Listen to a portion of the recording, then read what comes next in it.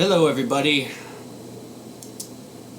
No, I'm bringing over this massive hard drive full of lots of video files, and we were going to do Octodad, and as entertaining as that may have been, this guy right next to me. I haven't played it. This guy right next to me decided to do one of his favorite games of all time. Actually, one of my favorite games of all time. After I played it. Yeah, you were skeptical at first? Oh, I was skeptical. I'm usually skeptical of games being called the greatest of all time. I guess. Because usually they end up burning me in some small way. Well, it's funny because you do use that terminology a lot, don't you? Yeah. You have a habit of calling everything the greatest thing of all time. Well, it's like... I've been cherry picking over the past year, okay? I've been playing legitimately great games, okay? And Journey was when I finally got access to a PS3. I actually used the same opportunity to play The Last of Us, and that game definitely does not fucking deserve any accolades of greatest game of the generation. Hater. Hater's gonna hate. Bill Hader. But God, look at the sand. Yeah. The sand in this game is incredible.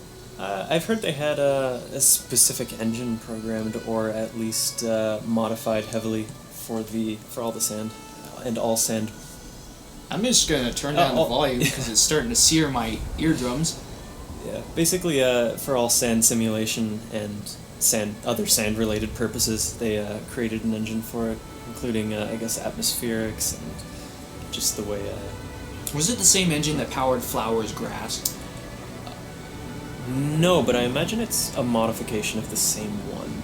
Usually, companies, especially ones that have enough money, won't use precisely the same engine from game to game, especially when, such a big part of it is devoted specifically to that effect. Like, for instance, Flowers. Now I got to be honest. When I played Journey, you recommended me playing it online, yeah, so other people can interact with me. This is a solo run because because of family issues at the house, I couldn't actually play online on the PS3. Oh, okay.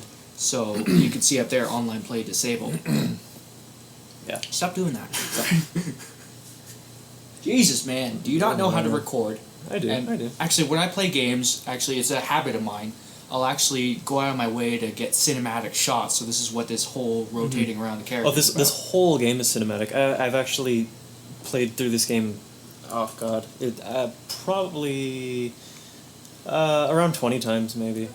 I've done a lot. I've gotten everything. I got the white outfit, and all the stripes, and you name it. And I've noticed how much the level design specifically, is not catered specifically towards, like in a shooting game, it would be about pathing, right? In this game, it's very visual. Everything is designed for visual's sake. And for instance, it's almost impossible to play this part without a really good composition on the camera. No, this is me manipulating the camera. Yeah. Sometimes it's like me playing through Bioshock Infinite. The video editor in me wanted great shots. Right, so I would set up my camera, and I would move in a certain way to get a great shot. Oh yeah, what I'm saying for this game is here, it's not hard to get a great shot in this game. Yeah, this is a great title scene. Like the way it was set up, just you starting out in an ocean of sand, and then you go up this hill, and it's like, oh man, you see your objective in the distance. Now, Journey is actually a part of a subset of games which I actually discovered. It's one of the exceptions to the rule of this new genre that I'm going to be describing in great detail in a couple of articles for now. But it's called Emergent Exploration, or MX for short. And what this genre entails is that the full flowering of the game, the whole meaning, the whole playthrough of the game emerges, so to speak, from exploration. It's a very Dear Esther. Yeah. Very, Dear Esther, Stanley Parable, jazz punk, those are the main examples of the genre, but Journey is actually an exception because it's not in first person, it's a third person exploration game. And the reason it fits into the genre is because there are puzzles in here, but they're not, I won't say central to the story, because you do have to accomplish some of these puzzles and get past certain enemies in order to pass this game. Yeah. But it's a pacing thing in this game. It's very if those little puzzles weren't in there, you'd basically be walking for an hour, and that wouldn't be nearly as fun or engaging, right? Yeah, but the thing about emergent exploration is everything emerges from exploration, but you can have basic sort of focuses and other sorts of mechanics in there, like puzzles for this, and actual little arcade segments in jazz punk. And the Stanley Parable is actually, there's whole sections of that game that play with arcade elements and parody and all that sorts of thing. And emergent exploration is actually a very, very beautiful genre in my opinion, because it focuses on the simplest elements of gameplay, the barest elements of gameplay and composition of a scene, and it just goes with that. Dear Esther is just one long suicide note where you hold down the W key the whole way. And it's probably the purest emergent exploration game. In this game, you're basically exploring until you find something and then interacting with it. And a lot of those games, they don't seem to be very lengthy as well, if that's right. Yeah, the longest game I played in the genre, I think, is Jazz Punk, and that was 6 hours long. Yeah, they seem to be very centrally themed, focus on one specific element or storytelling, or some sort of basic concept. Minecraft actually used to be part of the genre too, until it started adding so many elements that now it's too complicated to add it. But it was one of the very first emergent exploration games to actually emerge. The first one was way back in 1998 called LSD Dream Emulator, and it's exactly as fucked up as it sounds. But what we're seeing here with Journey, and what we saw in the past couple of years with the release of Dear Esther and the Stanley Parable, was the full flowering of the genre. Now, I don't think many games are going to be coming out in the genre in the near future anymore, because I think the genre had its time in the sun, and then it just started disappearing, You think? Yeah, because people were visually complaining about the lack of gameplay in those games. I have to be honest, I've heard much more positive things. I mean, for Dear Esther, I've definitely heard many, back and forth, it's a good game, it's a bad game, blah, blah, blah. But for Journey, I mean, shouldn't this be an example of how to do it properly? Don't you think it should kind of just be starting, especially with all of the visual upgrades that next gen is going to carry over? That would be the hope, right? But AAA always drives the industry, and they're not doing anything remotely close to this. Journey is the only example from a near AAA developer, because they're still indie. But this is as close to the grain as you'll get to a near AAA doing this sort of genre thing correctly. And you can't depend on them to just keep doing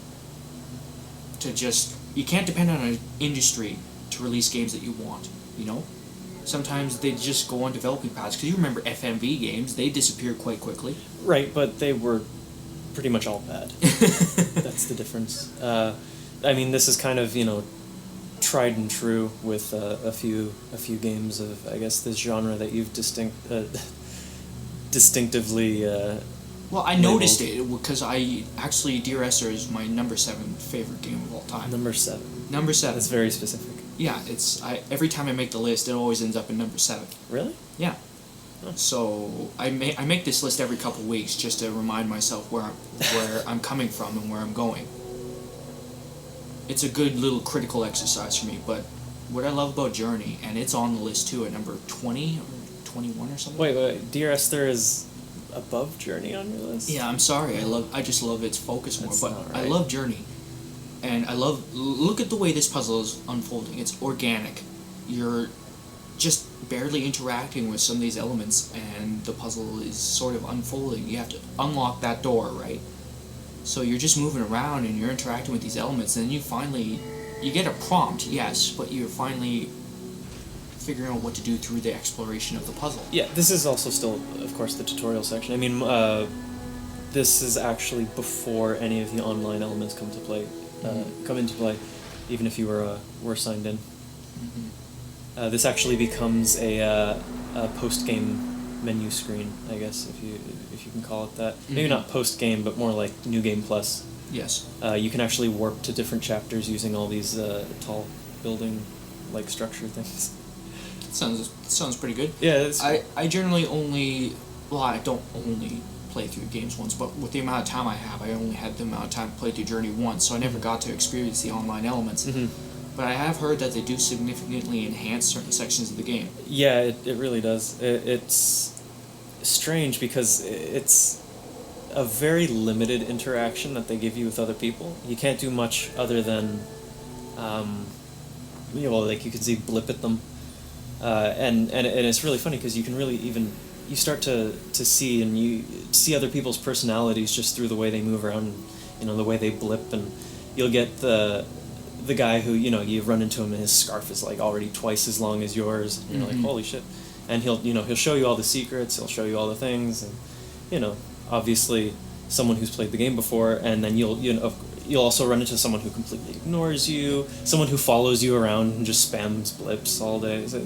So it's even with that limited interaction, it's almost like a Dark Soulsian kind of thing, right? Sort of, but it's not. There's no PvP element to it whatsoever. Mm-hmm. It's just a purely cooperative kind of mode. Yeah. But here's me trying to get another couple of cinematic wraparound shots. I love doing that in games sometimes, just like sitting in an area and getting a nice couple shots of certain areas, certain segments. Well, I always like appreciating the art in some of these games. Mm-hmm. And this game has excellent art direction, that's for sure. Oh man, there's a moment later in this game, and I think you know the moment I'm going to be talking about. I already know what you're talking about. Yes, it's just overwhelmed me when I was playing this game. I was just like, wow. Mm-hmm. Wow. I just sat back in my chair and I just absorbed the moment. It was amazing. This game is one of the most beautiful, if not the most beautiful game ever made. And I'm putting it above like games like Skyrim and Halo Combat Evolved when I'm saying that. It's like one of the most beautiful works in video game history. And you won't find many people disagreeing with that. Mm-hmm. Like, in the modern annals, this world is one that feels entirely organic. It feels like it like all of it meshes together. Oh yeah, it's extremely consistent. Mm-hmm. That's for sure. Now, the one weakness of this game, this is why I rate it below Dear Esther, is these hieroglyphic kind of cutscenes.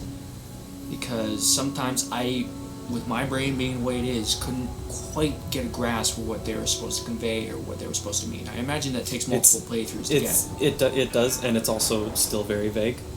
It's not supposed to be a very solid narrative, not like Dear Esther where you're literally hearing a voice or reading a page. Yeah, but even Dear Esther, it's not telling you what's going on, it's telling you the thoughts of this character, but it's even that, he's going through it with all these poetic kind of variations on words, but here it's just showing you pictures and expecting you to kind of piece together what's going on, and to a certain extent I admire that, but at the same time it just doesn't work for me as well as what Dear Esther was doing. Right. Because Dear Esther had all these environmental details in it too, which if you paid attention to, you could piece together the narrative by yourself. So that's why I admire that game very much. The other cool thing about Dear Esther is that you could essentially play it in any order, and yeah. This game's a little more, it is completely more linear. It's not. But one of these things, like, I experienced this playing Dark Souls 2, is you're playing through the remains of a civilization. Mm-hmm. And that's what gives the world such an added oomph. Yeah. Yeah, it's a very distinct architecture, and you can always tell, there's always a very clear split between, the environment and what's architectural. And a lot of the time they use those as visual cues for pathing, and puzzle hints and whatever. And it's very subtle. It's never in your face, but it helps at a lot of points in the game where it might be confusing where you're supposed to go. But because of just the layout of the all the meshes and all the CG assets, or 3D assets rather. I just want to point out that when you're flying in this game, it just feels so good. Oh, it's awesome. The work they did with the physics engine in this game is amazing. If you have the white outfit, you have an unlimited cape, or an unlimited scarf. Sweet. And you just fly around. You just beat the game in like 20 minutes, but yeah. I think the title of this game implies its sort of purpose, though. Right. Journey. Yeah. Like, the focus of this game is the journey, and it's just amazing how it conveys that. Mm-hmm. And the flying around, the rejuvenation of these specks of, I would call them carpets. yeah, little carpet dudes. Yeah, little carpet duties. And your journey through this world, I'm trying to grasp the symbolism of it all, but one person I had an interesting conversation with online was an escapist user called Mefef, and he stopped conversing with me a while ago, and I've been very sad ever since. But he had a theory that this was all a Buddhist kind of journey. Well, it is very. If you've gotten to the end, and anyone who's gotten to the end knows it's very cyclical. Mm-hmm. I guess. And he apparently didn't like the game because he was laughing the whole time at the Buddhist elements of this game. But again, that seems more like a projection. To be honest, that's yeah. It. Yeah. Yeah, but at the same time, it's like, what happens when a game just cribs basic religious symbology? Do you count that as a negative towards some games and not others? Well, it depends on the theme of the game. If that's its purpose, then well, then it would be it's being successful, obviously. But if it's just like some random RPG or no, that's not fair. A lot of RPGs have to do with religious stuff, but I don't know. Imagine if you could take a shooter and then suddenly stick in like religious elements, like you're going on crusade against whatever this is religion. I don't know. I've never really cared that much. It doesn't really matter to me. Well, Assassin's Creed. I mean, would that count? Is that something you would count? Something that's maybe. Like it's not preaching it, but it's definitely including. But I think a very heavy theme in those games. Mm-hmm. But Journey is a very spiritual, shall we say, journey, obviously, and for some people, I guess they don't find the value in journeys, especially. So maybe that's why it didn't resonate with them as strongly as it does with most gamers, like most sane gamers. I don't know. I obviously disagreed with that guy. I don't think that if there is some sort of religious undertone, I definitely see that as reading a little bit too deep into a game like this. Like, it is a single element of the narrative, and the narrative isn't even first and foremost in this game. So I think that's rather silly. I don't agree with that. I love the sound design in this game. Yeah, there's me trying to find more hidden collectibles. Yeah, in fact, you could even argue, that the entire point of this game is more along the lines of the classic The Hero's Journey, like step by step. Mm-hmm. Like this game almost hits every nail on the head. Well, it's perfect you bring that up because look at those towers, step by step. Mm-hmm. But I think one of the main attractions of this game was just the sand. Like we pointed out earlier, the sand in this game is really good. I mean, you mentioned they made a new engine, but that really doesn't really quite grasp how amazing the sand is. Like, really me good. Playing through it, I was just enjoying gliding through Some of the best sand I've seen in a game, that's for sure. I think that's also due in part to the sound design, which is also amazing. Mm-hmm. And just, it feels like you're actually gliding through oceans of sand, and there's really nothing quite like it. I mean, the closest you'll come is snowboarding games, and even those don't really focus on the gliding through the snow so much as the tricks. Mm-hmm. So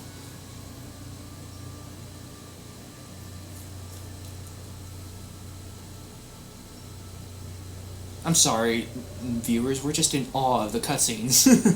And yeah. It's nice. It's nice, it's pretty. It's very relaxing. This is my go-to game for sick days, for sure. Zen. Oh no! When you're feeling sick, it's so bad. You're just achy, and every time you move and rub the blanket against your arms, or just it feels like your skin's on fire. Yeah. So I just like to sit down and put zero effort into a game, and this is usually the first one I go to. Yeah, I would highly recommend going through the Stanley Parable. Oh, I have. Oh, you have? Oh, yeah. Oh, good. Yeah, I went through the whole thing. Mm-hmm. And there's this game on the Xbox Live Indie Games Marketplace. I don't know if it's on PC, called The Fourth Wall. And it's a very weird game. It's also part of this genre. Right. But it's very... In order for me to describe it, it would be impossible. It's impossible for me to describe it. It's like a sensory experience that you just have to go through. Right. There was a game...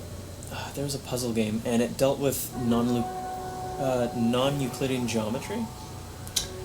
Explain that to me, because I don't know what that means. Non-Euclidean is very... It's not... It's kind of like... Okay, bad layman's terms, but I guess the easiest way to explain it would just be, imagine, some, like, MC Escher's impossible staircase sort of or thing. The melting clocks? No, not so much the melting clocks. That's more just abstract. Oh, okay. That's more just abstract art. I mean more like physical shapes and geometry. It is about, the geometry, I guess. But it's more... You couldn't build these shapes in real life. Like his infinite staircase, you look at it and you can follow the stairs keep going up, but it just goes in an infinite circle. There's a game, there was a puzzle game that dealt with those themes. I can't remember what it was called. It's bugging me. It's at the tip of my tongue. Antichamber? Yeah. Antichamber, yes. Antichamber, that's what it was. It's available in this week's Humble Bundle, I believe. Is it? Oh, yeah. Oh, well, I'm gonna have to get it, because I really like... I did a lot of... I was waiting for the longest time for it to become available on that, because it really is the kind of puzzle game that looks like it could actually add value to a gamer. It's like teach you all of these abstract concepts, new ways to think. It's like it's so much different from the organic nature of these puzzles here in Journey that it really just boggles the mind. I've seen videos of the first section of the Antichamber game, and it just it looks really cool. Yes, and Random tangent aside. You finally got the bridge working. The bridge. You can actually... You didn't have to actually open up that first part of the bridge. You can actually... Yeah, you can actually just jump and glide to it, right? Yeah, so. Yeah, you can do the whole thing. But me, being the completionist I am... Yeah.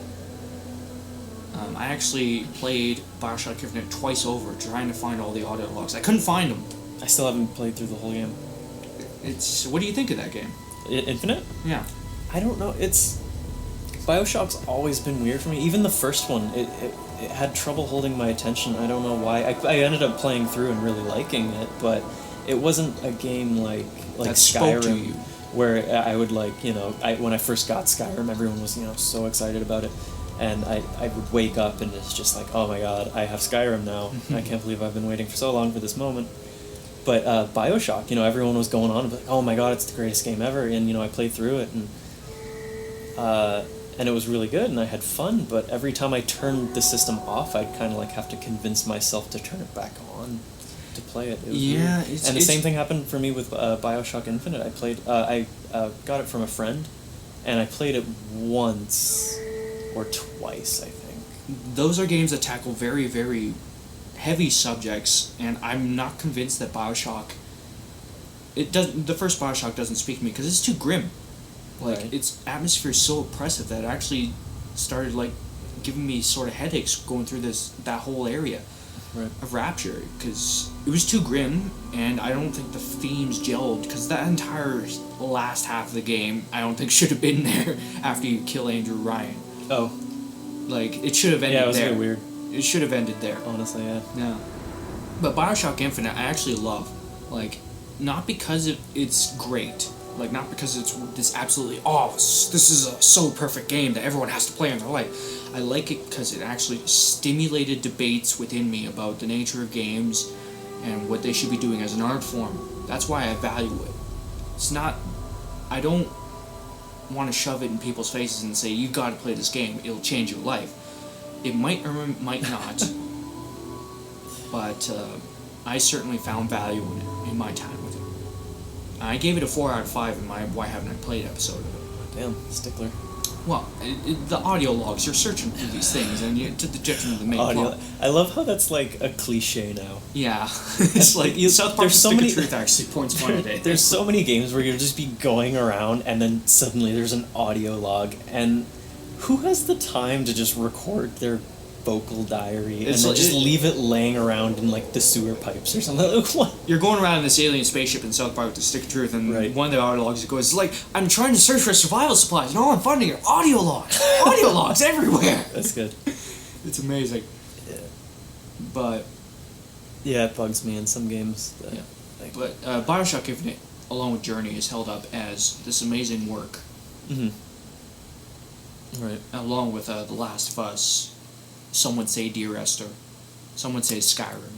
Right. Despite all of its flaws. As the pinnacles of gaming as art during the 7th generation of consoles. It's weird when I play Skyrim. I don't really view it as an artsy game, even though it's like really nice and the things they did with the environments I can definitely appreciate. But how about that pink and green color scheme, man? Oh man, Pink and green it works. Oh, it's so much better than orange and cyan. Fuck. I'm so sick of orange and cyan. You have no idea. For those who don't know, it's why Tony Stark looks orange in Iron Man 2. Yeah.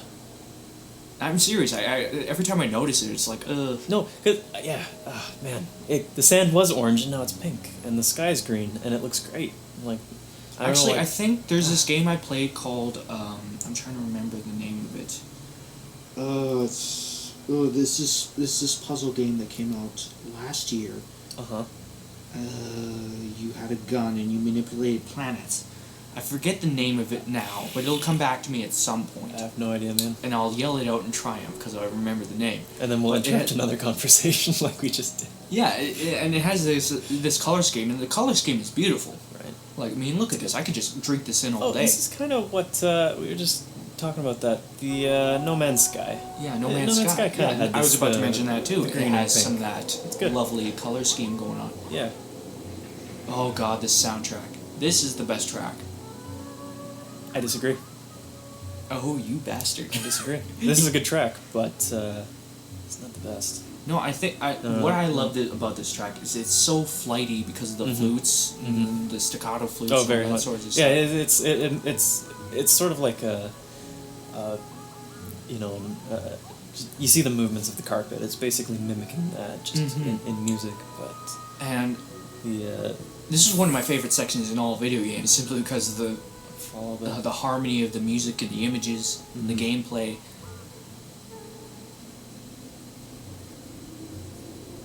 Yeah, the audio cues in this game are also extremely good. Extremely well done. Oh man, did you see that moment? I'm sorry, the lighting. The lighting. The lighting? Yeah.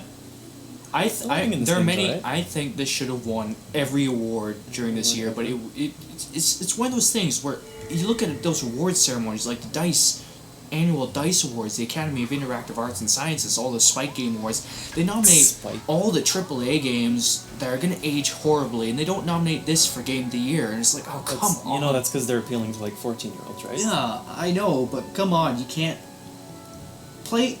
Did they even play... It's like the Oscars. Did they even watch some of the movies they picked the winners as? It's like, ugh. Did you see Gravity? No... But I saw behind the scenes. Oh, Gravity it's one of my favorite films of all time. I just watched it once and I was like, this is one of my...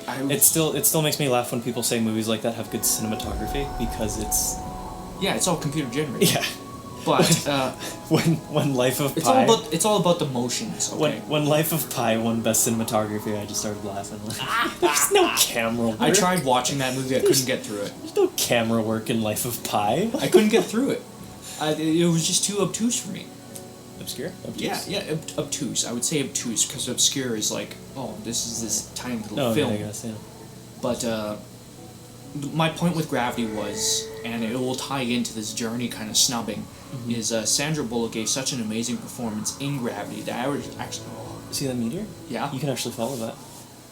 That crash lands. Well, secret. Oh, it's a secret. I should have... Oh, God, look, this moment... And it is foreshadowing, by the way. I really liked that in the end. It's just like, oh, you know what the meteors are now. They're other dudes. But, yeah, it is a kind of a pity that you didn't play this with someone else. Yeah, I know. But Sandra Bullock should have won that Oscar. I tried watching Blue Jasmine and Cate Blanchett's performance. She won the Oscar for Best Actress. Right. And I shut the movie off 15 minutes in. I couldn't stand her character. Right. I have no idea what you're talking about. So. But it's like people have these preconceptions about this game should be good because we poured millions and millions of dollars into it. Right. Well, it's advertisement. It's, you know, games tend to advertise with cutscenes. Now, I'm not against cutscenes, but I am against advertising with cutscenes. It just seems like a dirtbag move. Like it's not. Yeah. That's one of the reasons I like Nintendo so much. They advertise their actual game. Well, they finally got their act together. Nintendo? Yeah, like... When did they not have their act together? Oh, I mean, like that little short bit when they first released the Wii U and they're yeah. It's like the past 2 years they've been floundering. Now they're finally getting into that rhythm that we all know they have. They're like the Russian steamroller for military history. They just, once they get going, you can't stop them. It's like, I think Nintendo should be around forever. They're a legacy now. They're our cultural heritage for video games. They started off doing cards, like playing cards, you know. So I mean, like even if somehow they tank, they'll probably end up doing something else. Yeah, but would you buy a Nintendo fridge? It's a question my brother brought up. My brother had Nintendo glasses. Like he needs to wear glasses, not sunglasses, like actual glasses. And I was like, there's some sort of conspiracy going on because like video games, you know, you're staring at them for hours and then your eyes go bad, and then you buy Nintendo glasses. Like coincidence? Imagine if Shigeru Miyamoto could have looked into the future and he saw this being part of his legacy, like the influences of his creations or some early game developers, and seeing this. Well, Miyamoto can't see this though. He's not dead. No, I know, but imagine 20 years ago, like when he was doing like Donkey Kong, and then someone was like, "Dude, why are you doing Donkey Kong? We have like Journey." No. It's like if you could see the result. Oh. Like everything in the video games leading up to stuff like this. Yeah. Oh, okay. I don't know. I'd be like, wow. Yeah. Oh, wow. I'd see that we're still climbing staircases like in Donkey Kong. Yes. You'd probably be very misled about this part. But we're not jumping over barrels. No, but we're avoiding a sandstorm. Get it right. Get it right. There we go. Brendan. Yeah. No, I do always ask myself the question. It's just like for Luftwaffe, that was what's called. Luftrausers, my bad. Luftrausers. Jesus, we're not Nazis. No, here. I said Luftwaffe. You said that's what it was called. Luftwaffe. That's a thing. You said Luftwaffe. I said waffle. You said Waffe. Okay, well, I didn't. But that game, it's always, you know, it's in that 8-bit aesthetic or whatever, and maybe it doesn't use the whole 8-bit color palette, but I always ask myself when I see a game like that with, you know, really nice animations that are just, you know, the explosions are all whatever. I'm like, man, what if someone had done that, like, where would we be like as 15 years ago? It's like, we have to remember, we're standing on the shoulders of, as they say, giants. Well, like everything. Like everyone builds artist builds the foundation, and we just build upon that. And Shigeru Miyamoto, like, it's amazing what he did with Nintendo. I mean, he just used the natural surroundings around wherever he lived, and used them as inspiration for rides, right? That's what for Legend of Zelda, Mario. Mm-hmm.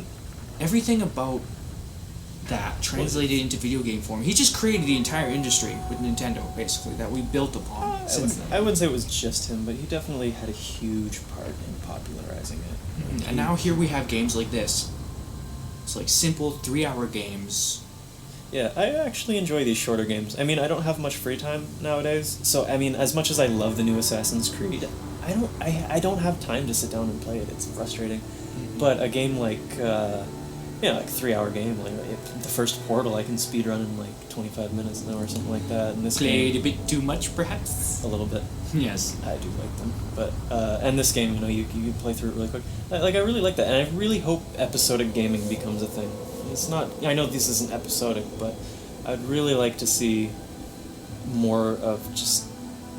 I don't know. I feel like if they took, like, I know, like the HBO approach, you know, where they didn't have like a big, like HBO didn't put all.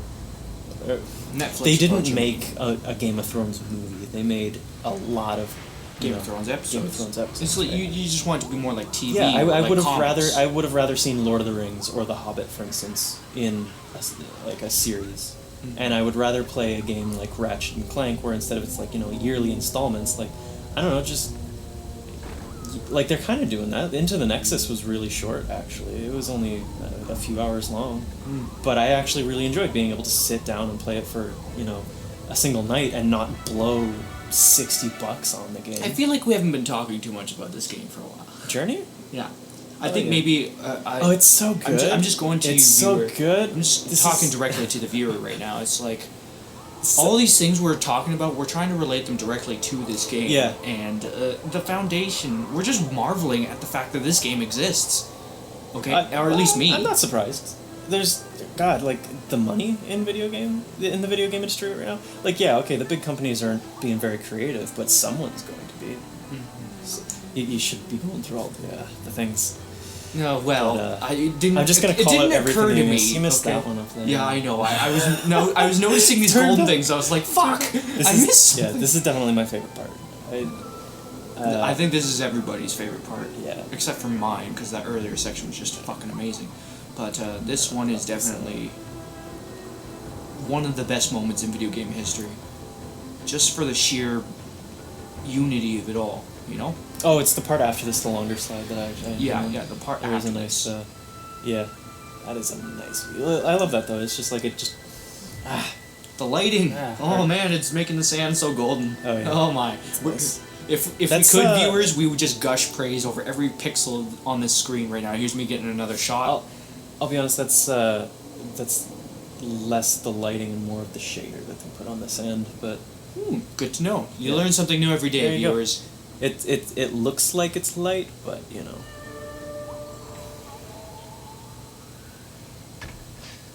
It's very nice. I mean, they need lights to supply it, of course. Mm-hmm. Yes. but, I almost fell off there. I was like, there ah, you go. shit. You know? Oh, I usually got that one from falling down the waterfall. Never rode the carpet on to get it. Well, I love these little creatures because they're like an ingenious. I love the little sounds. I love how everything kind of like has its sound in this game. It's very musical. Well, it's one of the foundations of game design. It's like sound design is actually, I would argue, more crucial to games than any other medium, really, like film or television. It depends on the genre of film.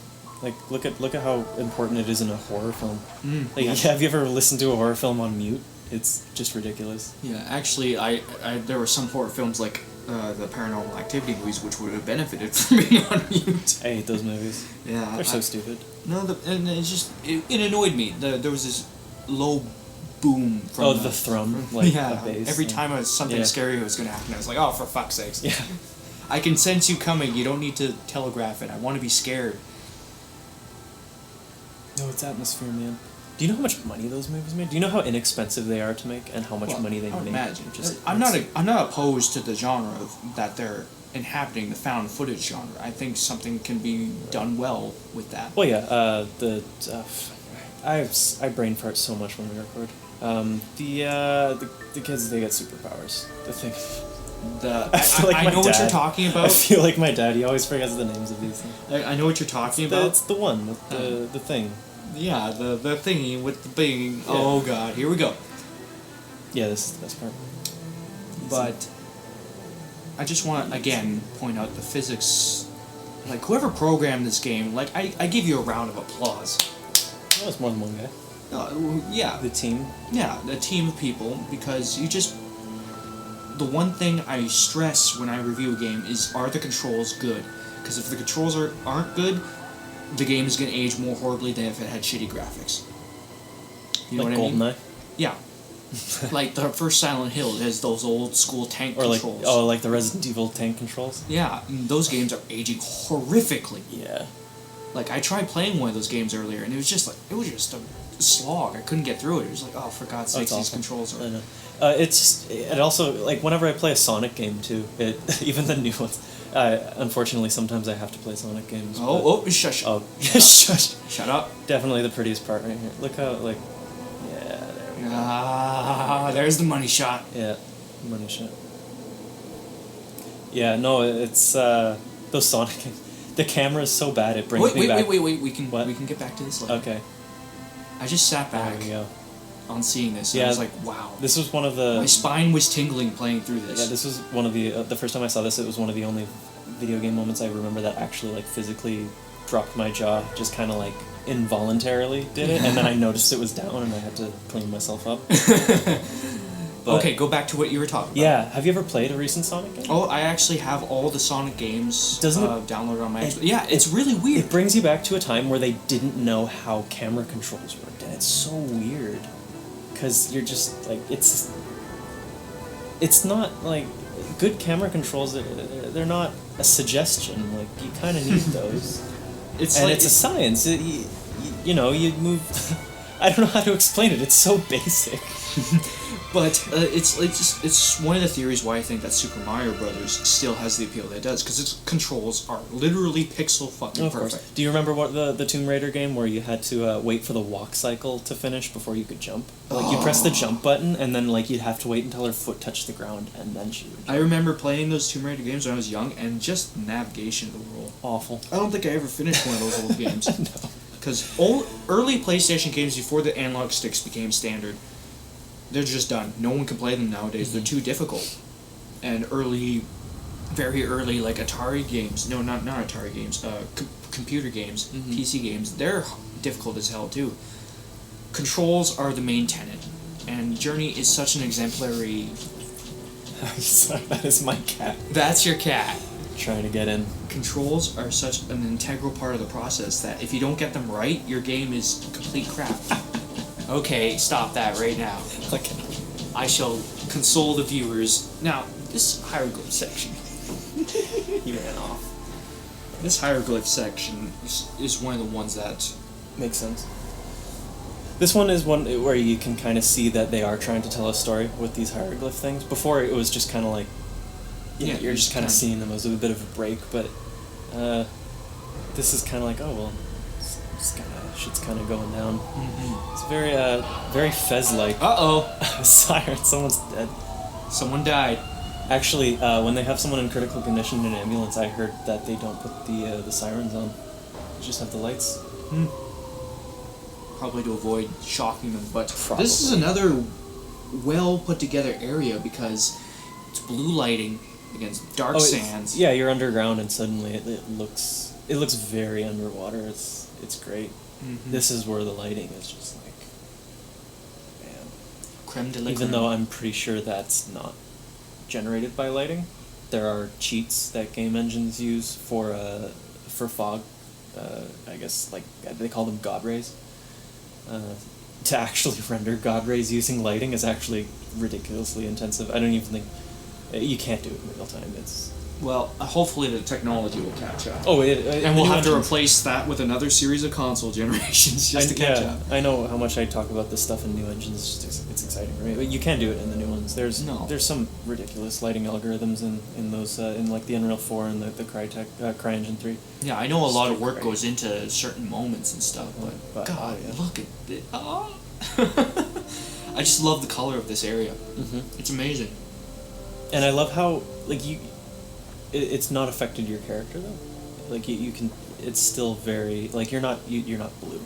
No. Essentially, it's not lighting. It's just all the textures in this are blue. Either that or your character's not. It reminds me of a them. popsicle. A popsicle. Yeah, this area reminds me of a popsicle. I don't know. It just got odd. stuck in my mind. I'm going through popsicle in this area. Yeah. But that's just me. But I love. It's like you're going through the decaying ruins of a civilization, and this is where you first meet the enemies of the game, even though they can't kill you. No, they take away your scarf though. That's one thing I call it scarf envy.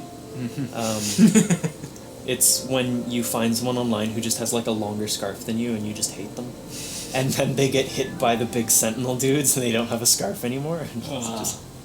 And Actually, the enemies do kind of end up annoying me, and that's another reason why this game isn't held by me as in high regard as Dear Esther. Because, very avoidable. Well, not in a later section of the snow. Oh yeah, absolutely. Wow. You took the wrong path. Well, it was a collectible path. Okay, the game should have. It was, I'll show you that section when it comes. I'll tell you what you should have done. This is a good moment right here too. The camera just slowly moving up. And then you see this. I don't know how to describe this section. Well, this is where it starts kind of looking like underwater, right? Like those carpets, definitely like reeds and seaweed and stuff. Very cool. Like the brass instrumental sections in this part. One thing I think we haven't pointed out yet is the noises your character makes and the way they relate to gameplay. Right. I just find there a good detail that you sound not like an animal, not like a human. You sound like a musical instrument making these things.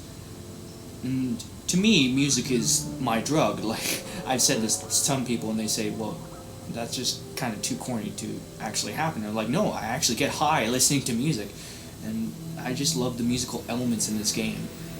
They just send a tingle down my spine. Like we said before, everything's really connected, and I think that part, just the soundtrack of this game, how very, like, how tight it is, how tight the audio cues are, how tight they're tied to the gameplay, and also how they're related to your character. It sort of helps with the backstory and the feel and the atmosphere of the narrative of this game, I guess. I babble a bit, but basically, your character makes, like, these very symphonic, orchestral sounds, like a violin or whatever. And, it's very sophisticated, elegant, peaceful sort of sound, right? Mm-hmm. And because it jives with the musical. Yeah, you relate that to, of course, it must have been a peaceful civilization, etc., etc. So why did decay? That's a good mystery for this game, I think. Why did this civilization, peaceful, decay? Why did it go away? They were fighting over magic stuff. That's what the cutscenes say. Really? Because I didn't get that at all. Oh yeah, they were fighting over the ribbon, and then it snapped. How did when you can't even kill anything or even die in this game, that's kind of like an incongruous element to me, if that's the case. Well, it's not a game about conflict, though, is it? Well, it's showing. I guess it ties into the cyclical nature. History tends to repeat itself. Of this, and it ties into the cyclical themes of this game, but. I know I keep asking this, but did you play Shadow of the Colossus? No. No. Okay. Well, this looks like one of the Colossus at the end. one of the last ones. I do want to play Shadow of the Colossus. Or you should. Yeah, you don't have a PS3, no. Or else I would let you lend. I would lend you my HD version. Here's the first enemy of the game.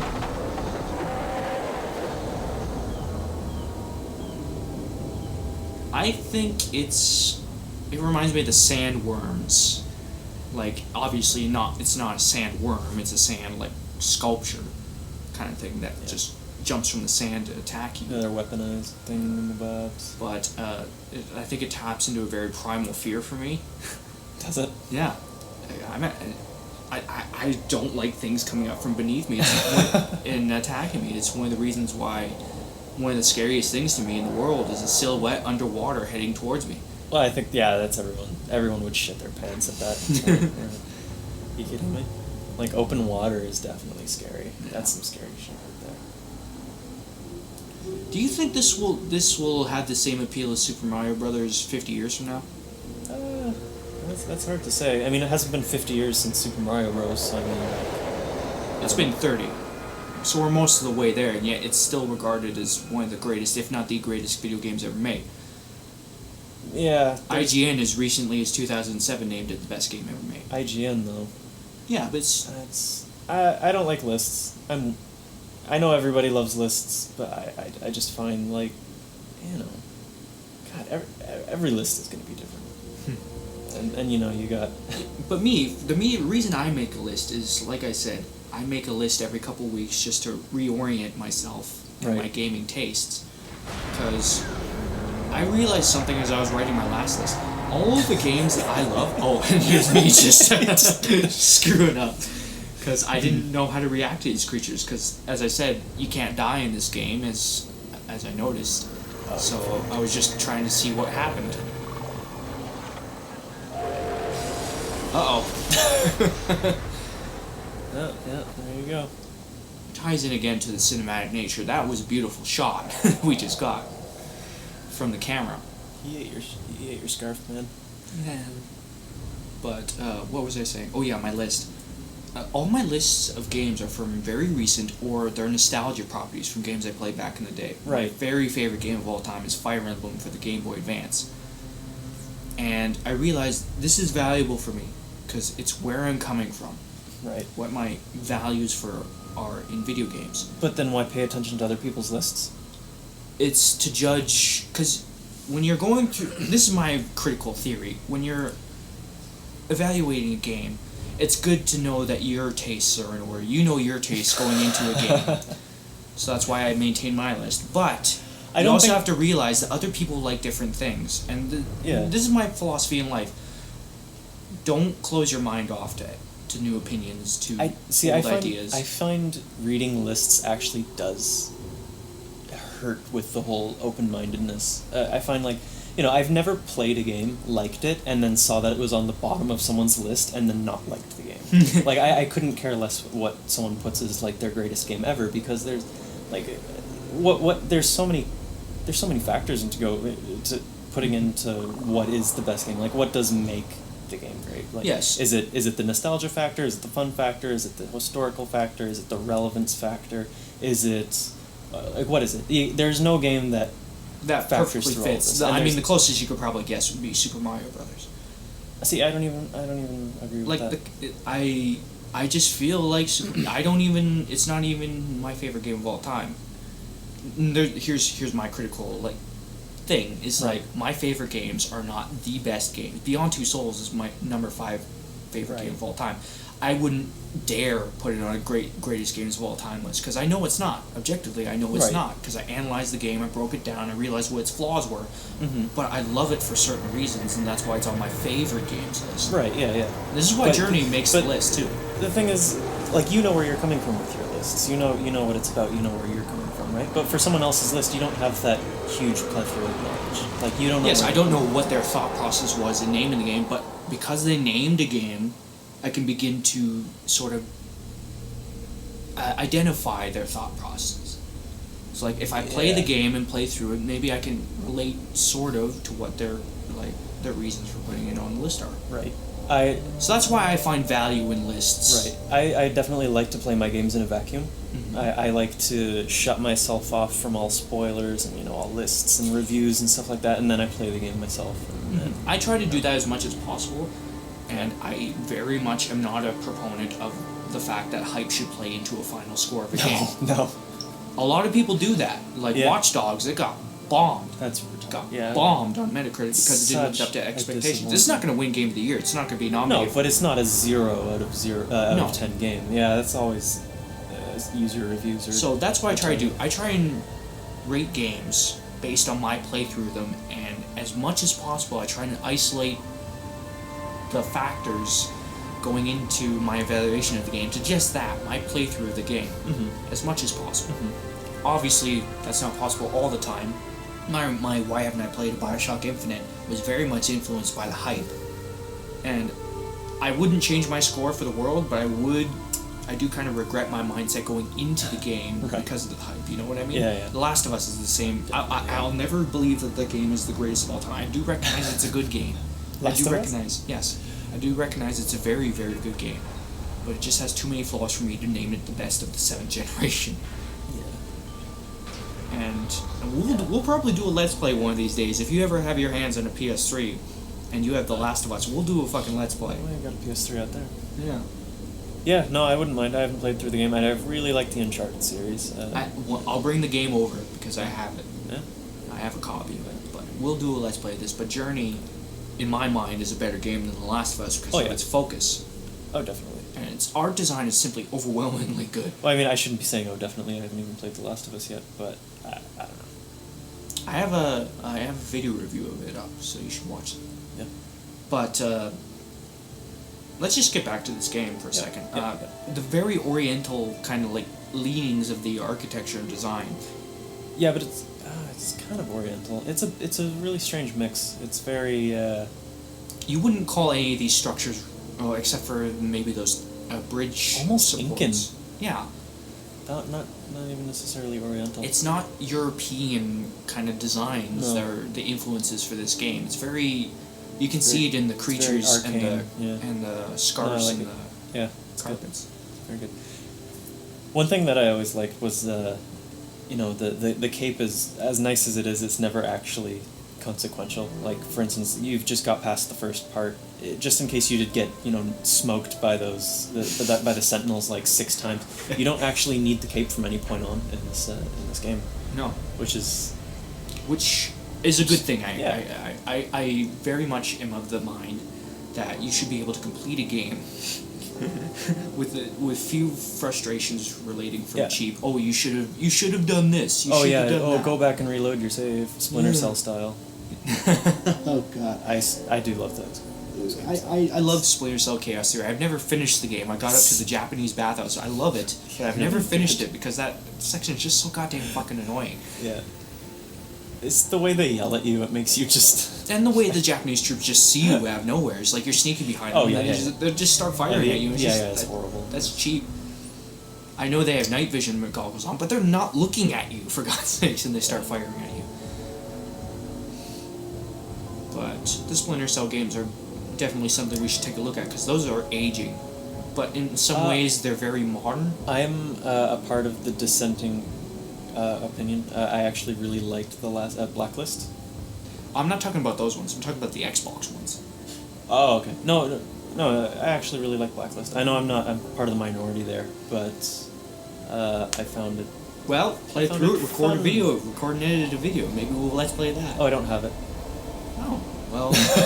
Record and edit a video of something. My brother actually has it. Did you know, random factoid, when you fill this room up, if you go down to the bottommost chamber, there's a little dude from Flow.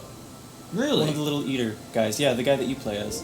Huh. Yeah, he's in the bottom room of the tower. Huh. Actually, there's two of them in this area. Another one is in a really kind of a secret hidden way. Actually, when I have the physical CD copy of this game, and it came with Flower, it came with Flow, and I tried playing Flow, but the 6-axis controls, my fucking god, they're horrible. Not for you. No, they're horrible. I literally could not control the character.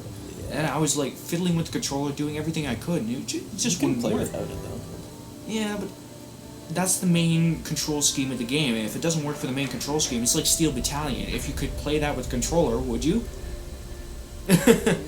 But anyways, Flower has the same thing, and it works better, because you can actually control it, and I do like Flower. Yeah. It's a very good game. Another relaxing game. Mm-hmm. Journey's obviously the superior of the three. Yeah, there's also a little secret in there where the whale comes out. No, well, it's cool. Pardon me for not, focusing on the secrets and when I was being overwhelmed by the sheer experience of this all. Yeah, not many people know about it.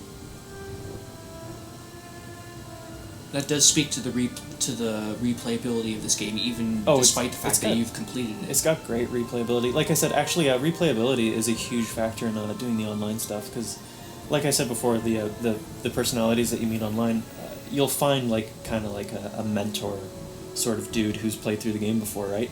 But then when you beat the game, you kind of take the role of that guy. And I don't know if they match it up like you on purpose, but it seems like I keep running into new people who are playing this game, because they don't know where anything is. But it does speak to the themes of this game. Yeah, no, definitely, and that's one of my favorite parts of the multiplayer. Even though it's not explicitly said, there is very much a student and master sort of aspect to it. Mm-hmm. I think it's really cool. Dark Souls 2 has, as you know, online elements. Yeah. And I've had very fulfilling times beating bosses with certain characters, fighting through very tough areas like the Iron Keep with other characters, and the camaraderie that can come from those moments, and the PvP elements too. Sometimes the enemies will bow to you. It's like, and you'll bow to them in a recognition of equals. I've had it happen to me, and it's just we're gonna have a equal fight here. The first time I ever got into an online fight in Dark Souls 1, the guy ran up to me out of nowhere. I had no idea what was going on, mind you. I think he knew, but he ran up to me, took off all of his armor, and then proceeded to beat the shit out of me with a mace. And I had no idea what to do. And then at the end, the dude turned around and let me backstab him 6 times, and he didn't kill me, and he gave me the win. I was like, okay, I'm used to really, just, not nice, not generous communities, online communities. I think when you don't have the factor of headsets, that significantly degrades the toxic community. Yeah, well, any form of communication, which I think this game nails right on the head, because like I said before, the only thing you can really do is blip to the other guy. Mm-hmm. And I think that's a key thing. If there was any typing, or if there was any talking on the mic, it would ruin everything. Yes. Cause, Wow. Yeah. I find it remarkable that this exists on the PS3, a very, like the Xbox 360, a very limited platform. Mm-hmm. Yeah, that was always weird to me as well. That game company, I don't know why it's exclusive. This game would do excellent on Steam, I'm just saying. Mm-hmm. Like, Steam sales? I don't know if we want to get into Steam sales. I think there's not much we can say about Steam sales. I looked into the Steam sale and was like, I already own everything. Oh, really? Yeah. Basically, yeah. For me, it's still Steam sales. Ow, my wallet. Yeah. Steam sales. I really shouldn't have spent some of the money I spent this Steam sale. Yeah. But I did, so I'm gonna have to live with it, so I'm gonna be dead broke. Yeah. But that's my choice, and I now have enough Let's Play material to last forever. I look at it that way, okay, to justify my purchases. Now, this is the hieroglyphs section that kind of lost me. Really? It's an illustration of your journey, yes. It's but not it's yours, like, but it's the cyclical journey that you've been on over and over and over again, and probably don't remember. And then basically epic foreshadowing right there. And then he looks at the white dude, or the white dude looks away. Yeah. You really that one lost you? Yeah, the hieroglyphs lost me a lot, like I said earlier. I guess it does take a And just at this point, I was sick of them because I couldn't really understand what was going on. Right. I could get the basic gist, but I couldn't really get the details. It's good that you got sick of them there, because that's the last one. Yeah. I wonder, because in Fez, you know Fez, right? Yeah, of course. Fez has a language all of its own inside it, the whole game, and you can decipher them. I wonder if those like panels over there, because you can see they're distinctly different symbols. Right. If they're a different language. Oh, like even Skyrim had that with dragon language. Apparently, yeah.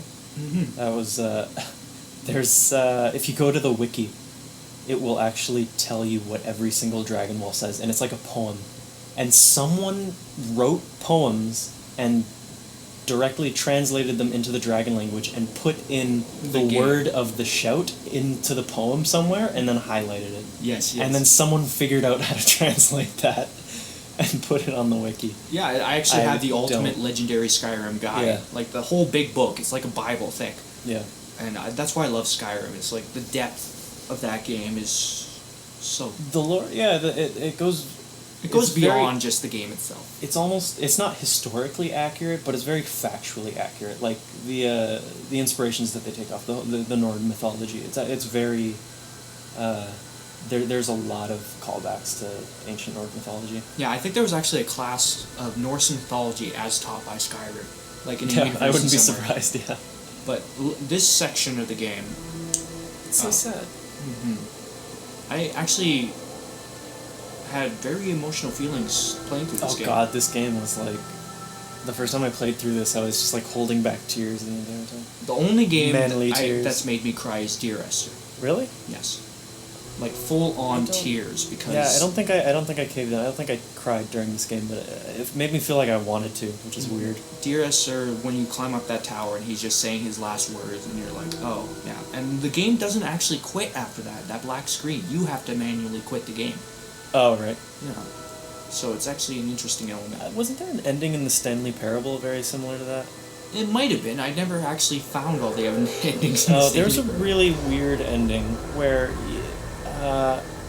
you get to a certain part and then you turn around and you hightail it back to the very first room, and instead of your computer, it's like a bunker, like a rocket bunker, and you jump into a rocket ship and you like go to the moon.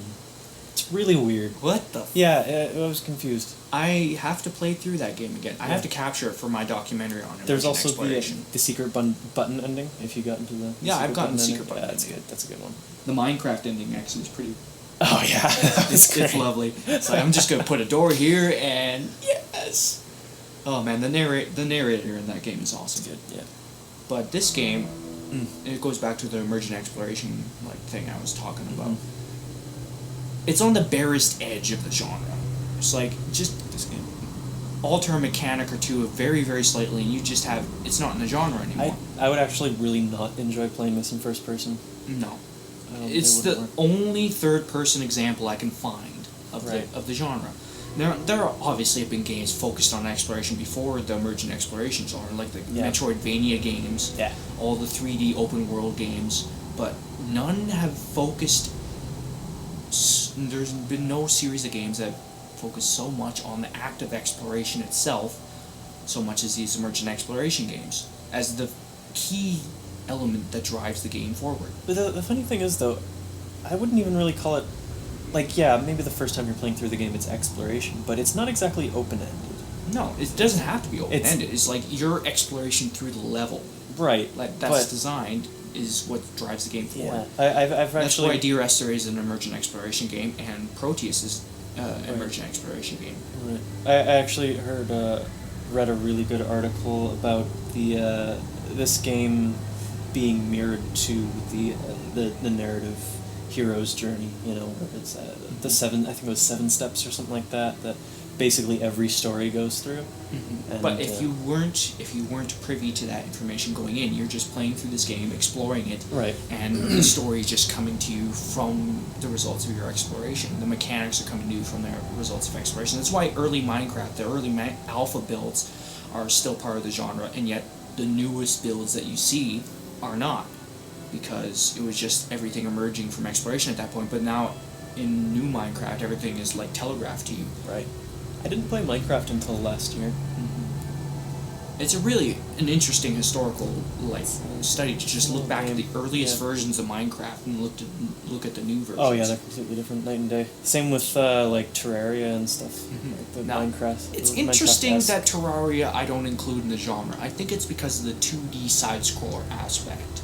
Right. And because those games ripped off of the newer versions of Minecraft so much that they're actually now, like, you can't subtract enough from the line of thinking to actually include them in this genre. Right. Mm-hmm. Now, Flower isn't part of the genre either, because it's very, you can see playing through that game that it's very focused on the mechanic of collecting the flower petals. Yeah. So, yeah, that's why Journey is an interesting example. Flower is much closer to Flow, actually. Mm-hmm.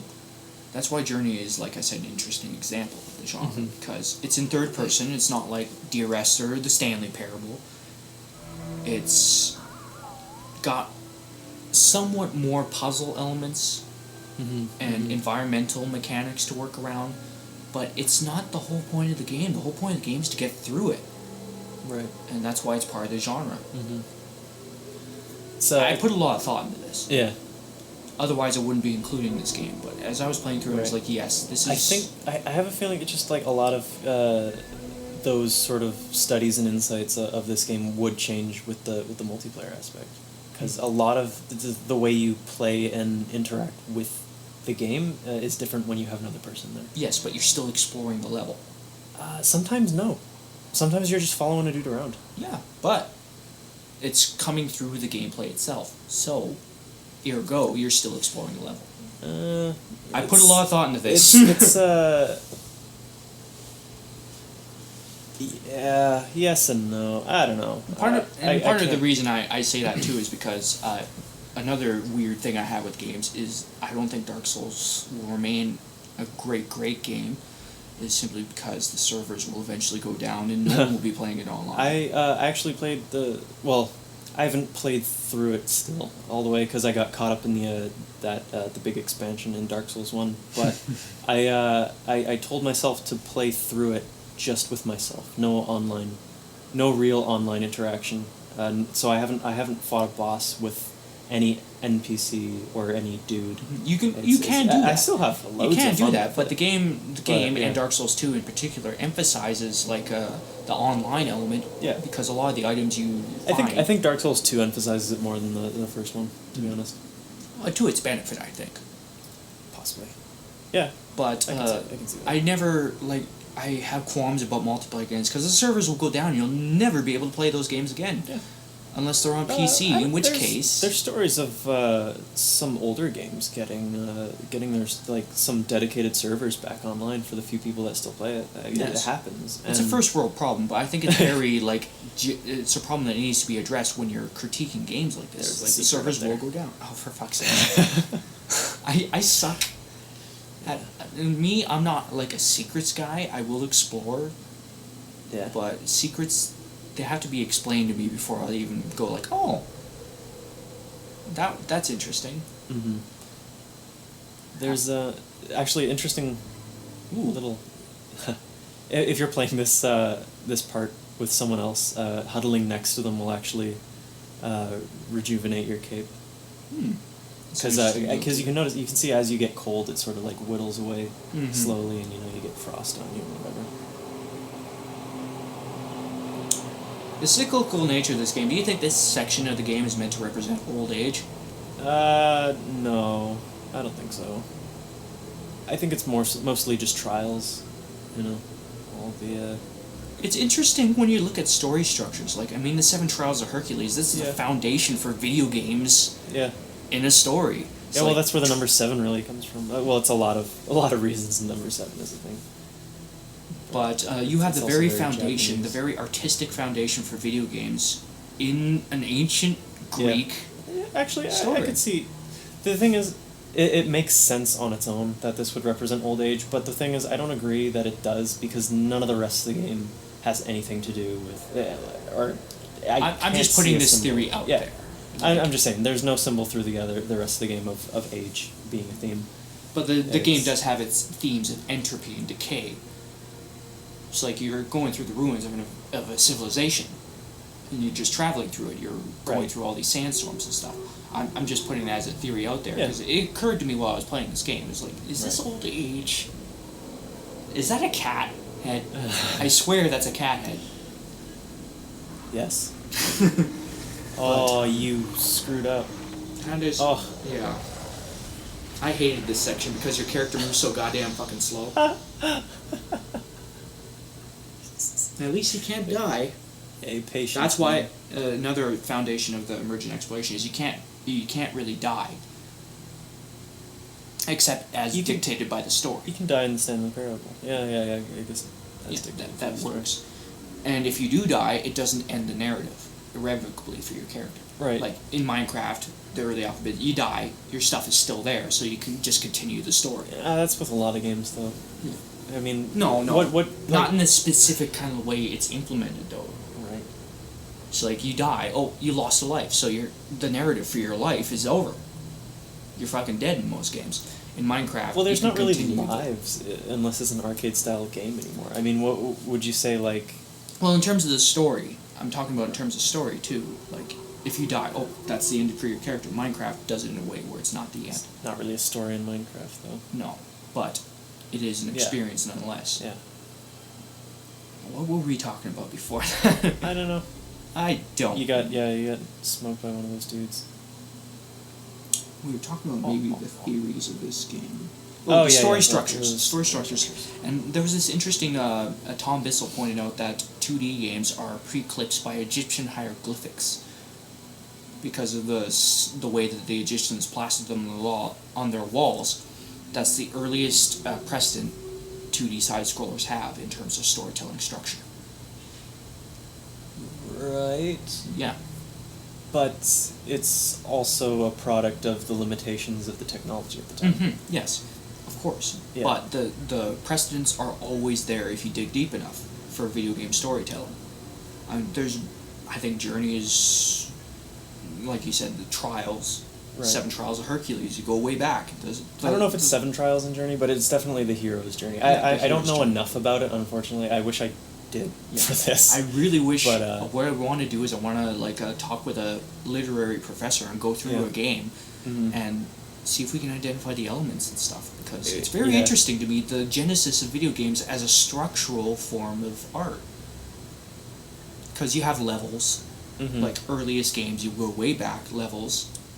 Trials of Hercules. There's the precedent. You don't have to justify it. It's there in storytelling form. Chapters in a book. You have all these elements there already. It's just not expressed in video game form yet, until you get to now the modern age of gaming. Maybe it just feels too specific to me. Well, I think it's a nice justification for my art form, and here I suck again. There's your justification. I wish this was a video where we could actually lull at some of the stuff happening on the screen more. Lol. Lull. God, you said that out loud. Lol. Yeah, I hate it when I say it out loud. It's disappointed. Yeah, you could just laugh, Kyle. Yeah, you could just laugh. Kyle's called laughing. Yeah. Shit. It's just like, yo, shit. I think I just gave up and at that point. I was like, oh fuck, I'm just gonna let him take. Kind of symbolic though. Explain. Well, what happens just a little further here? Your character kind of does give up, going up the mountain, doesn't he? Mm-hmm. So you feeling fed up as a player. Yeah, it's going through this trial. I'm reaching, to be honest, but it does fit. It does fit. You know the weird thing about this game? My playthrough of this is almost like a movie in itself. Like just the playthrough. It's a pretty quick playthrough. Yeah.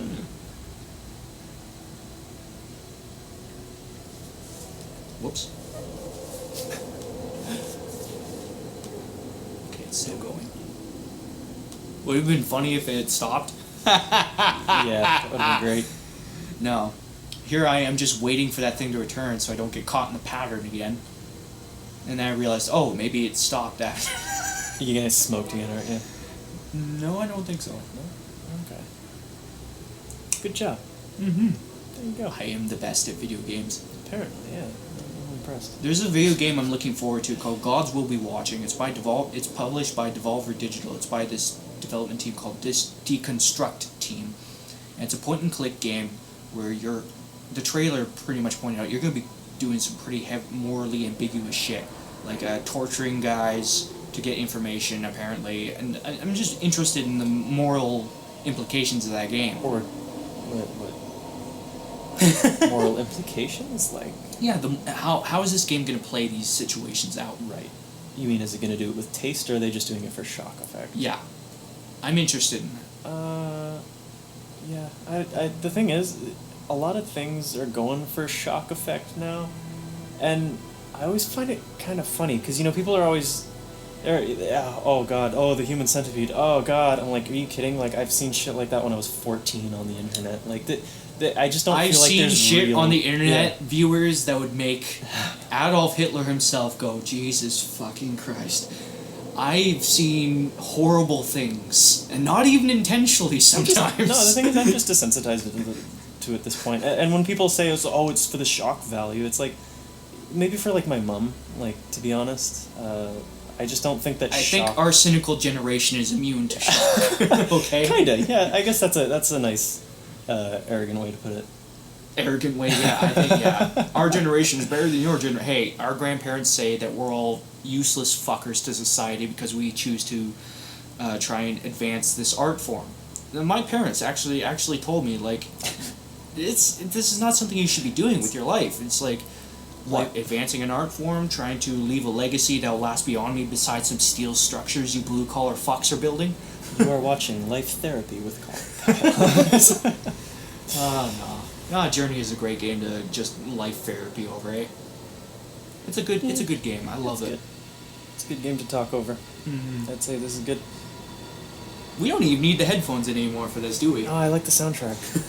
Yeah, I love the soundtrack. No, this is obviously the barest of a mechanic right here. It's just an environmental puzzle mechanic. Yeah. But again, it always ties in visually, doesn't it? Mm-hmm. I don't think there's one puzzle in this game that isn't a sort of like a visual... This is a very, like, it's... I think we said before, it's a very, very organic game. Yeah. It's like, there's... Organic, yeah. It's like everything flows naturally. Yep. I know. I'm just saying. I'm not using that term pretentiously. I know what it means. I know. You always gotta be... You always gotta be cautious with words like that, though. Yeah. You can't be too... You have to be really careful around the words that the hipsters use. One of my friends is Basically a hipster. Are you a hipster? He's like, yeah, I'm a hipster. A real hipster would never admit to that. I don't know. We're gonna have Ashley come in here. Yep. Just a sec. I will leave and come. I'll be right back. He shall fetch the girlfriend, and we shall see the final beautiful moment. After this, I shall order pizza. Oh, that's good. We're mostly through it. Yeah, we're almost through Journey. You guys are doing Journey. Yeah. I'm sorry, we were gonna wait for you, but he I decided don't want to do Journey. We're doing South Park next. Really? Yes. Oh my god. I want to get in on this. Okay. We're doing it. Okay, so what do you think of Journey? Well, I don't know. I think it looks really pretty, and the music is probably nice. Oh, the music is amazing. It's one of my favorite soundtracks of all time. It's this like is- Austin Wintory is the Jeremy Soule of indie games. Who's Jeremy Soule? Jeremy Soule, Skyrim composer. Oh, I knew that. No, you didn't. Yeah, I did. You basically had to let me tell you. Okay, so this is a very good moment in this game. It's like you're struggling up the hill. Yeah. Your character just finally just starts giving up. Like Yeah. I was starting to give up too. I was like, oh my god, this is Just getting actually. fed up with it. You start moving so slow. Oh, it's pretty intense. And you gotta love the graphics in this game. Yeah. Just like they're not like exposed very often in this game as like not sufficient.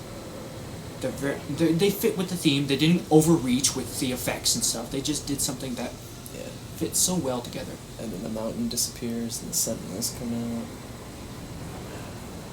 Search up the pizza, please. Okay.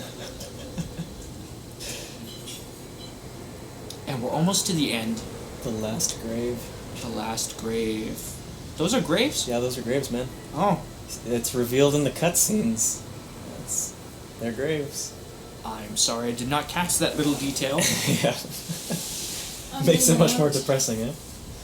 Yes, it does. And oh, here's a teddy bear. That's my opinion. But Journey, Oh no, that's the last grave I right keep there. going, Just buried I right keep there. going through it's it in so my sad. mind. It's like I can't And- deny the beautiful And- aspects of this game. And your blips are so weak, you can't even sing anymore. There's and your fresh dude's just- slice upstairs, and the pizza garden. It's a tender moment. You can't. Oh, sorry. But That's what she said. oh Lord, I'm sorry, viewers. But I love how the music just stops. Yeah. Right there. No, like I said, audio cues. Yeah, fantastic. This whole part is just scripted so well. And then, oh god. When you're playing with the dude, he falls right before you do. Right about here, he goes, and you go like, my buddy, I'll make it for you, and then you fucking die. Do you die though? Like it's one of those weird little issues I have in this game is, do you actually die? Why would that be an issue? I thought you loved reading into things. I love reading into it. I'm like, it's a question I have though. It's Right. not really like an issue, actual Right. issue. It's like a question. Do you actually die in this game? Yes. It's all about the whole rebirth thing. It's cyclical. You have to die. It's either you die here and you have some sort of awesome hallucination at the end of your life about the top of the mountain, or you are actually brought to the top of the mountain, which is then physically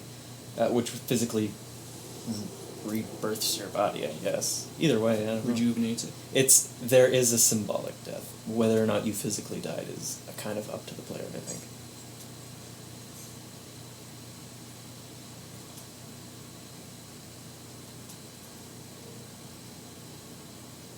Well, This is awkward.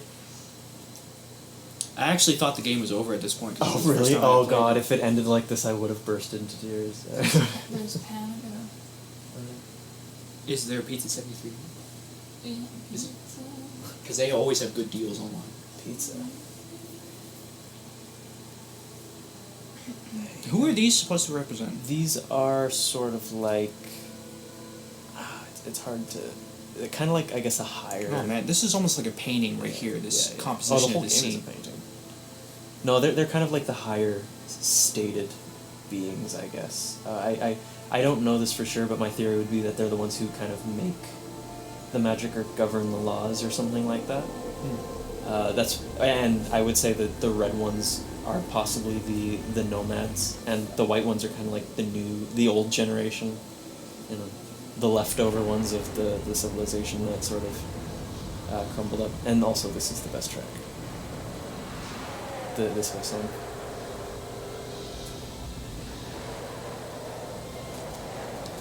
Those creatures, they morph into something. Oh, they turn into the big, huge Yeah, carpet whales.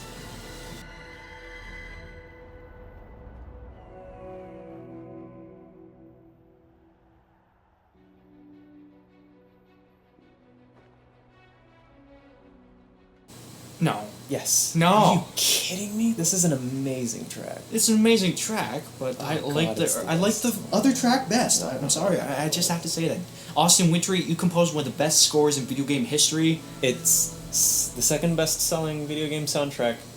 The first one is Guitar Hero 3, so I don't even. The first ever soundtrack to be Grammy nominated Oh yeah. for best soundtrack for visual media. Yeah. And What about Transistor? it might be. We'll see. Yeah, that's a Probably good will soundtrack. I've was- actually waiting for Transistor to be released on Mac so I can play it because I heard it is very Yeah. good. It's on our shortlist to be our Game of the Year nominee for our site. I almost That bought game the. we were playing yesterday that I loved. Oh, Battle Block Theater. It's so funny. That's got a good It's soundtrack. Hilarious. Yeah, but that was released soundtrack. last year. So Yeah, I know. I'm just saying. I don't know if I would buy. Cat hat. It's amazing. I don't know if I would buy a CD or an album. I guess you would. I would buy the CD of this. Oh yeah, definitely. I have it. I'd buy Transistor. I mean, CD. like. Well, I don't buy. But I'm anything. saying Battle Block Theaters. And Transistor also has an album. I almost No, bought this the is the Transistor only. album. This is one of the few soundtracks Before in the video game. game history that sounds so sonically rich Oh, and so melodically gorgeous that literally it's one of the best albums, period, I've ever heard. That includes Oh, yeah, rock. no, that that's- includes electronic music. That includes Yeah. metal. This is one of the best amazing albums of all orchestra. time. Yeah, definitely. It's like I've heard few Sonic equals. Very few. Jeremy Soul's Skyrim soundtrack is superior to this one only by a bit. I don't even know. I think I like this more than Skyrim. I'd say this is my number one video game soundtrack. This one right Halo 2 is my number one of all here. time. That's good. It's good. Halo 2 is amazing. It's up there. That's for sure. Like Halo 1, it's great too, but it's not as good as Halo 2. It's I was disappointed with Halo 4's soundtrack. yeah. I mean, it worked in the game. It won a lot of awards too, and that was what The mystified thing me. is, it wasn't awful, but it wasn't like It wasn't memorable. it wasn't. Yeah, exactly. I can't think of a single Halo 4 song. I No. can think Like of a- one, and that's only because I spent a lot of time with it editing an episode of The Experience for it. Yeah. So it's like dun, No, dun. like, listen to this track. It's fucking gorgeous. It is gorgeous, but I like the other one because it's immediate. It doesn't, it has This more has a- immediate pleasures. Oh yeah, but this one has a build up. Yeah. It's better build-ups are better. Yeah, it depends on your opinion. But I just love the design of these creatures. I mean, Yeah. fucking look at that. No, that doesn't matter. Just look. Oh my god, I wish I could just reach out and just. I'd play this game on the Oculus Rift, I would too. even though I just remember me saying I wouldn't play it or enjoy it in a first-person view. If it was in the Oculus Rift, I probably would.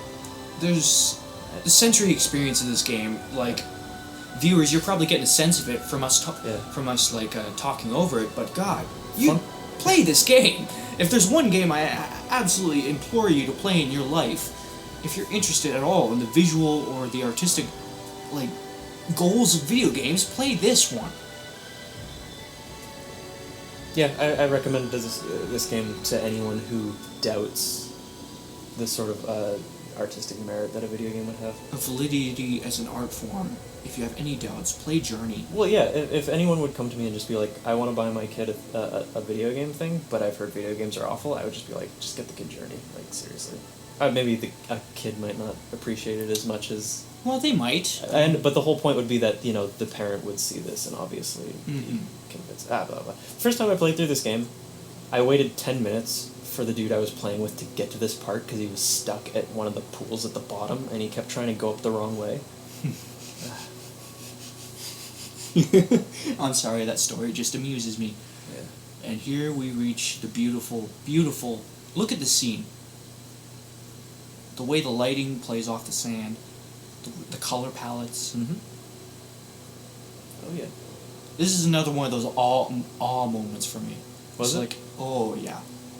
Just walking towards this light. It was amazing.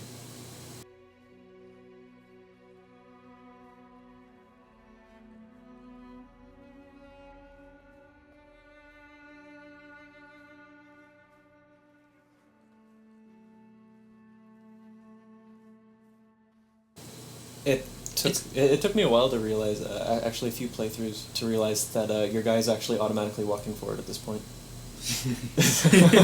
Yeah, I know, right? You were out of control as of like 30 seconds ago or something.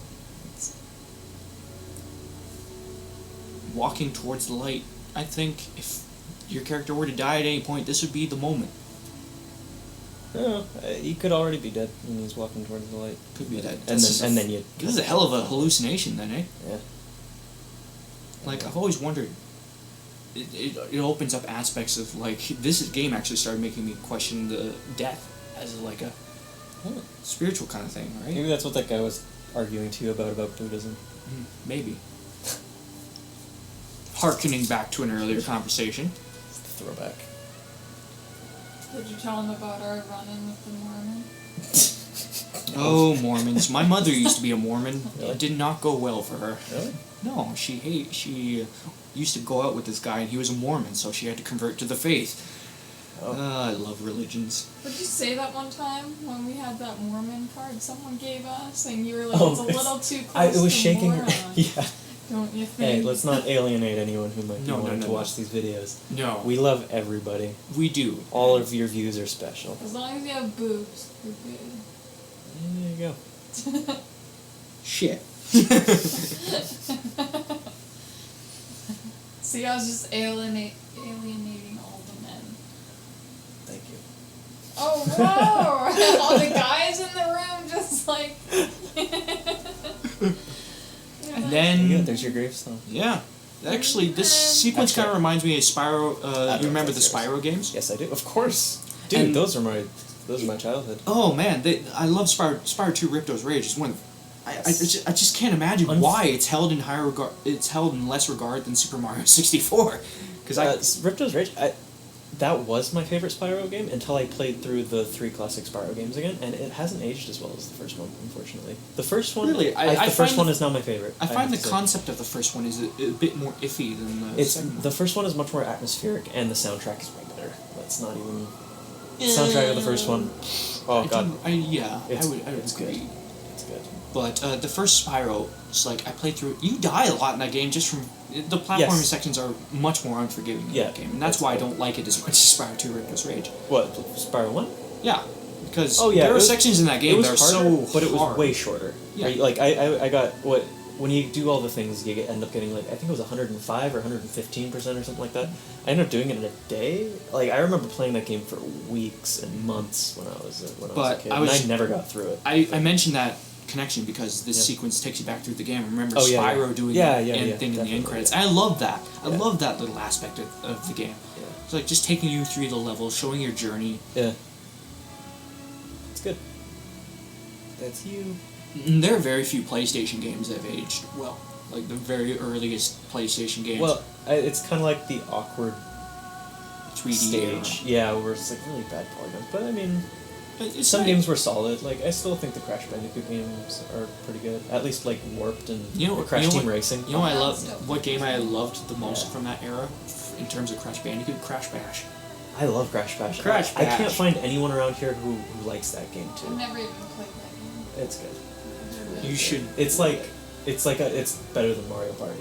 I'm not even Oh, I wouldn't say that. Okay, depends on what Mario Party. Yes. What's your favorite Mario Party? I've only played one, and that was Mario Party 7. Never mind. I'm sorry. Crash okay? Bash is way better than Mario Party 7. I'm sorry. I think the concept of Mario Party lends itself better to parties, but I love Crash Bash nonetheless. Crash Team Racing was another great PlayStation game. Yeah. This will be remembered among the classics of Sony forever. Journey. This? Yeah, Journey. This should be This should be taught in like video game classes forever.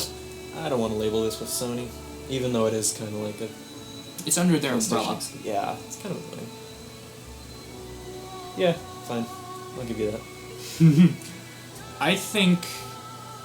Man, we've just run out of stuff to talk about. Let's get some pizza. All right, yeah. viewers. No, I was like looking to see how many modelers there were. I do. I need to know like what my job market is.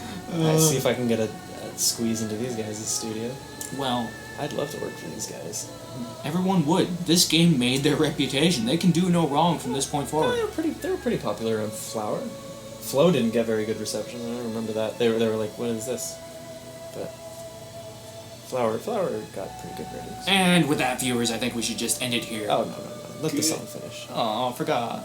We don't have to say anything. Just let the song finish. I gotta order pizza because I gotta get home. I think that would be a very interesting ending to the video, is you ordering pizza.